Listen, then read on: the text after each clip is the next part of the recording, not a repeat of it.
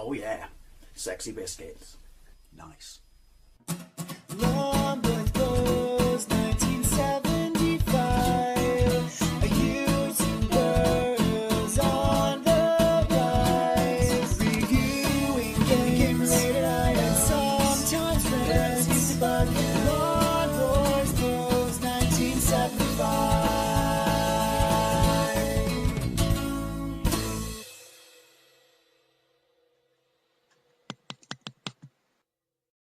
Hey YouTube, Long Boys Post 1975, and welcome to a kind of little bit of a silly, won't be particularly long, vlog. When you've got as many videos as I have, going back as long as I have, particularly my collection videos, then you still randomly get comments, you know, every day on videos that are a lot older, you know, not your current up-to-date stuff and things like that. And one of the most consistent ones that I get, particularly on old collection videos and stuff like that, and a few pickup videos, but I don't generally do pickup videos because I'm not a fan, unless it's a machine or product or something like that, you know, when then that would be a product overview, wouldn't it? But people, you know, go nuts about labels and stickers all over my game cases. Like, it seems to be the one thing that infuriates a massive amount of people and probably unites a massive amount of people, which is why I thought I'd make this video to see if I was the only one, because you read the title, and that is, I love stickers, prices on my games. I love receipts. That's kind of somewhat different, because obviously that doesn't affect the aesthetic look of the game, but yeah, I love them. I love them all over my games, which is a bit weird because obviously as a comic book collector, one of the things that drove me absolutely wild back, it was particularly bad in the 90s, which is if you bought your comics, the newsprint edition from the newsagent, which, you know, for certain runs of comics like Superman, Man of Steel and stuff like that, where I wouldn't want to spend premium amounts on getting the decent top edition and having to go to Forever People or Forbidden Planet, I would just buy the newsprint edition. But I still wanted it to look really, really nice, and they always used to stick a big sticker in the bottom left hand corner with the UK price, and it would say newsprint edition on it, and it would drive me up the wall because I tried to remove it a couple of times and you couldn't. You could not. These weren't thick cardboard covers like they were for most of the stuff we kind of get now, or premium paper where you can sort of edge it off. This was like, you know, very cheap paper, and it just welded and adhered to it. And I gave up after a couple of issues and just thought, I got to look at that butt ugly sticker.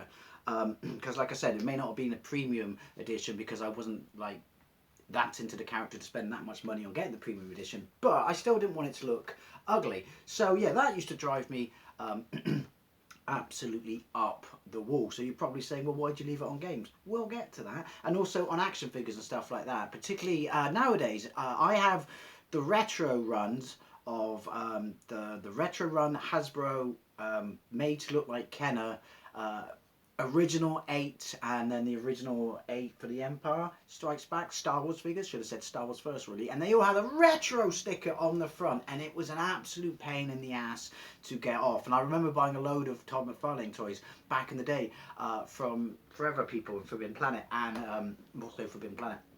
And they put, I don't know what stickers they used, but these things would weld themselves, and they were unbelievable. And we didn't have all the fancy products we have now, such as Magic Eraser and shit like that, to get them off. So it used to drive me up the wall, particularly on comics, but also on action figures, and more so now on action figures, when they put it on there to let you know that it's a retro design, when it's clearly marketed at you in your 40s, and you can tell that it was a retro design because you were around the first time, which is why you're buying it now. Shit like that just drives me up the wall. But on games, I absolutely love it. Apart from, obviously, based on what I just said, can't stand it on cardboard boxes.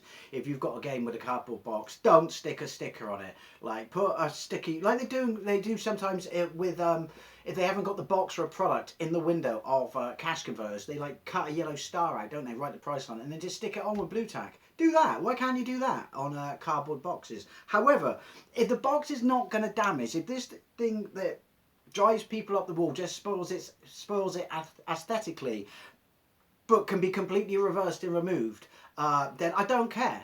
And I kind of like it, because it means that every game has a bit of a story attached to it. Like you can tell, or you can see a little bit of its journey from store to store and from owner to owner. And what is it when you get rust and shit on sort of old things like old fireplaces and old grate covers and things like that? And if you ever go into an antique store, they never like restore it completely. They never bring it back to its original form because they like the look that this or the character that this has given to it. Is it patina? I don't know. Don't quote me on that. But I like it. I know you could argue, but it's not an antique. Well, it's still an important piece of history, dependent upon how old it was, what machine it came out for, how well it sold, and how revolutionary the product was at the time. But the point is, like I said, it drives loads of people up the wall, and I constantly see comments like, "Get on a magic razor, get a magic eraser," and stuff like this. And dude, how do you leave that on? That makes my I have OCD. But as someone who loves nostalgia and a story and an interest, and maybe I overthink things and think like, who played this before me? Particularly when it's really, really old. Who was the first person to play this? And if I went into the attic, if I went to the Spectrum to get the attic, if I went into the attic to get all the Spectrum games down, that would be even more nostalgia because half the shops, like John Menzies, are they even around anymore? Dixon's aren't around, are they? Yeah, like half those stores, particularly like Sonic and Psionic Computers, which were local stores, their own independent stores around Bedminster when we were kids and we bought Spectrum games in. Half of them don't even exist. So that would be possibly I should have got a few examples. That would be really, really, really cool, and I would definitely leave those on. I mean, even though I went for a full run of games and stuff like that, unless it came to a point when I had to sell them. All this stuff would stay on. Now, I don't have any receipts in these. This is just a very small, very poor, grabbed it really quickly just to give you some sort of indication of what you see on games in this country. I couldn't be bothered to go through my entire collection because all my stuff, decent stuff, at the moment is at the back of my shelf and quite a lot of Back to the Future stuff and other stuff. If you saw my picture on Facebook of my main shelf in the house, you'll see it. Like, for me to get a game out, it's like cracking a safe. It's like that game, Downfall. Who remembers that? Or basically playing Tetris with toys and cars and movie props and things like that. But it looks nice, and that's what I like about it. But point is, I could have got a lot better examples than this, but I just grabbed stuff really quickly that was there to show you some give you a sort of an example of what I'm talking about. Although I'm sure most of you, if you spend your entire life and this is the bane of your existence, picking this shit off the front of your games, you're more than aware. So we got Spy Hunter 2 for the original Xbox. Pretty good game actually, not as good as the original, but pretty good game. So here it is, originally in game for 1999. So I'm assuming I've just seen what's on the back, which makes this even better. You can see a bit of a journey is the point I'm trying to make. Yeah. Also, the other thing is, while I like stickers, if they stick them on the direct cover itself underneath the plastic, that is a shootable offence. That shit drives me up the fucking wall. Anyway, you're probably saying, but you're contradicting yourself a lot on this. No, if it can be safely removed, before you pass it on to someone if they wanted to buy it off you and shit like that, then it's fine. Anyway, so 19 quid. I'm assuming that's game. Whatever game was in this country. I don't know. I never went there. I went in there a few times and thought they were an absolute fucking rip-off. So at this point, it was never actually brand new.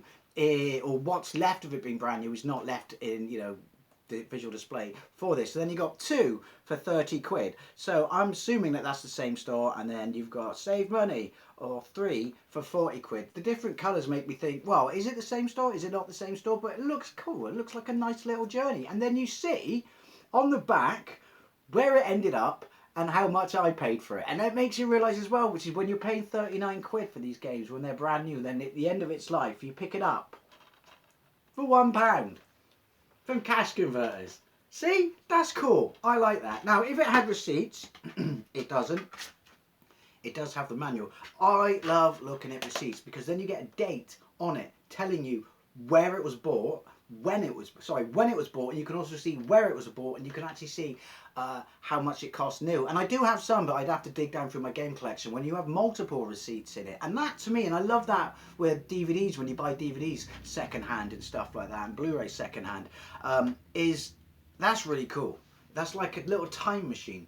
A little look into the past because it's giving you more specific details than just a bunch of stickers on the top. So if you get a receipt and all these stickers on it, I'm in absolute nostalgic heaven. I cannot tell you how much fun, and I know I'm not alone on receipts. I definitely know I'm not alone on receipts, but how much I enjoy looking, you know, at receipts in particular in games. Then you got this one here, and it's pre-owned. I don't even know who this is, but pre-owned, $7.99. I know it's a FIFA game, but FIFA games are fun on the Wii, especially if you play them for motion controls. But I didn't pay $7.99 for it. I don't know what I paid for it. I think it was probably in a bin for like £1, and that's why there aren't actually any stickers. Do I have a receipt? No, but it does have a manual. I don't have any stickers on it saying how much it cost. There is a little one there.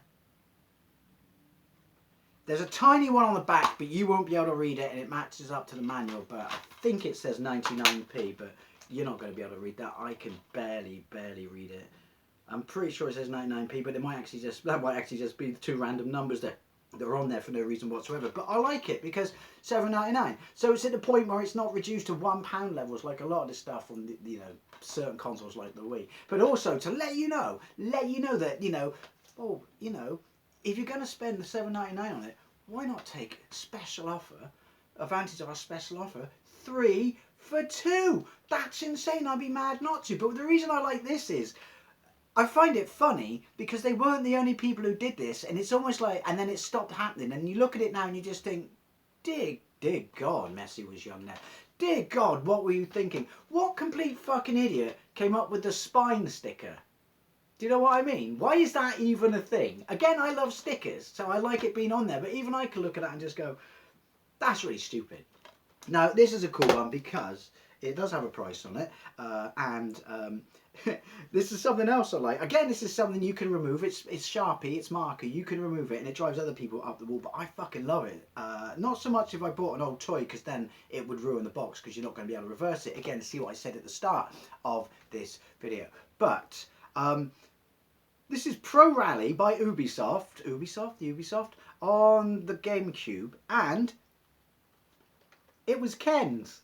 I love it. I love it when people used to write their name on games. I mean, I never did, but I used to get games from kids at school, the Master System and Mega Drive games, where people wrote their name on the back, or crossed the label in the case of the Master System and Mega Drive because they were black. But yeah, and particularly on Spectrum games and stuff like that, people would write their name on the actual front of the tape. But yeah, Ken's. This is Ken's Pro Rally. I'm pretty sure, I haven't actually got around to playing this, it's been in my collection for years.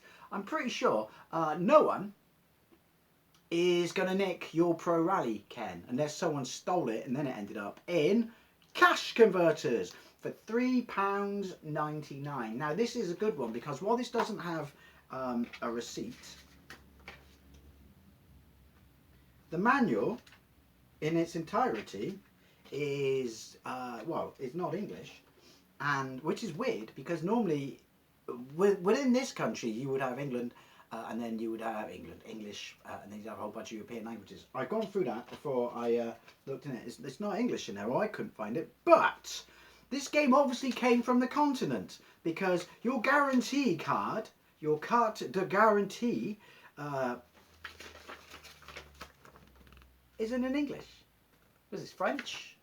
Don't know, but the point is, I like that. So this game, because there's no way this would have been stuck in an English release of this. This game has obviously at some point come winging its way over from the continent. So, not particularly French sounding name there, Ken. But so I don't know, was someone on holiday when they bought this and they came back with them, or am I overthinking it? But it's an Ubisoft guarantee card, and this is an Ubisoft game. So obviously, why is it in there? Like, you know, it must be from the continent. Again, you wouldn't even know that. And again, does it improve the experience of the game? Absolutely not. But knowing that this, you know, someone initially played it, you know, on the continent, and yeah, it ended up in this country. And knowing how much the Europeans despise us, haha, got your game. I just find that cool. There's a little thing you wouldn't know unless they left that material inside it. Then you get these ones, which I've never ever actually understood, which is absolutely awesome. Beautiful Joe, it is absolutely awesome. I'm sure people would leave this on, and I'm sure this being in perfect condition would probably raise the price of the game. Don't know, but it's absolutely mint. Look at that. But the point is, why I'm happy Well, no, if it's a review of by a magazine, an official magazine review, then stick it on the back of the case. I don't mind that. That doesn't bug me. But why is it that Nintendo magazine at the time felt the need, or the people who made it felt the need to put the absolutely awesome 93% reviewed by Nintendo magazine or Nintendo Power, can't read it because the light's shit in here, as a sticker, an extra additional sticker on the front of the case? I mean, why not just print it in? If it's an actual, if it's not made up like the Codemaster guys did when they used to print on the actual box art, new release, so it would say new release even when it was 5 years old, and make up their own reviews on the back. If it's a genuine review, I don't mind it being on there because it's genuine. But more interesting is, why did you stick an extra sticker? Who is this exclusive to somewhere? Did that store want to sell it more than anyone else, so they put that on there? Don't know. But yeah, it's a sticker that was added afterwards from an official magazine to let you know that this game was good. Went to quite a lot of trouble there, didn't they? And then you got the cash generators one, cash converters one, sorry, Max Payne 2, when they just bolted it on the spine. Like, I don't know. Presumably just had something lined up like that, but part and parcel for me in a shop is pulling that out and then looking at it and looking at the price. But you get a spinal sticker. Like I said, this isn't a very good example, but I wanted to show you it just to give you some examples. Then you get this, which is Xbox Need for Speed Most Wanted.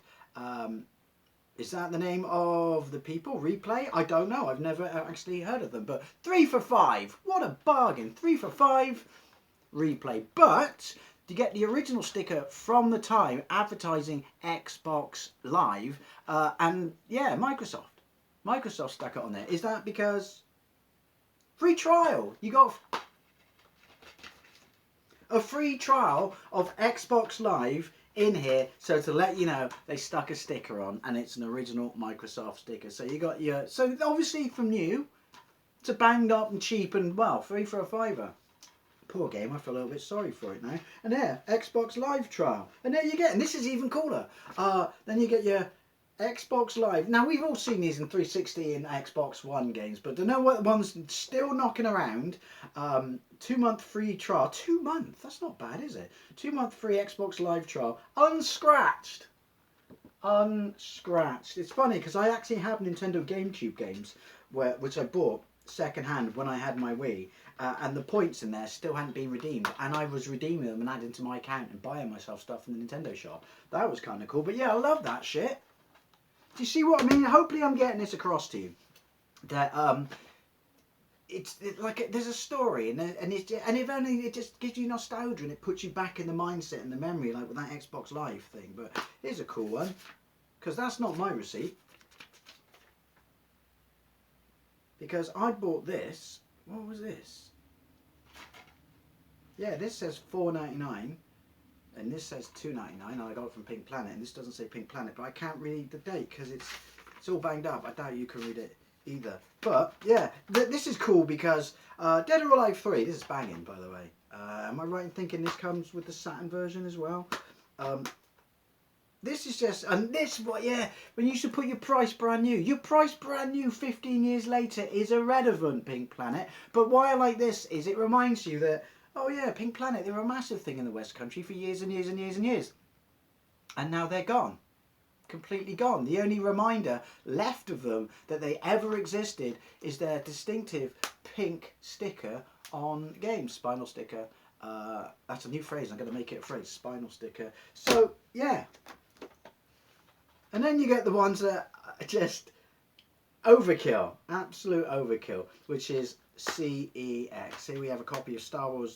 Some of these, this I bought. I managed to piece together every single Xbox, OG Xbox game. I was going to say Xbox One game. I haven't said that for years, but referring to the original console. OG Xbox game. That is backwards compatible on the Xbox One, and obviously X and S now. I have them all. And that's why I bought this one, because you could argue this was quite expensive. Star Wars Knights of the Old Republic 2, £8. I love the fact that CX would stick on this absolutely banging, you know, price up here.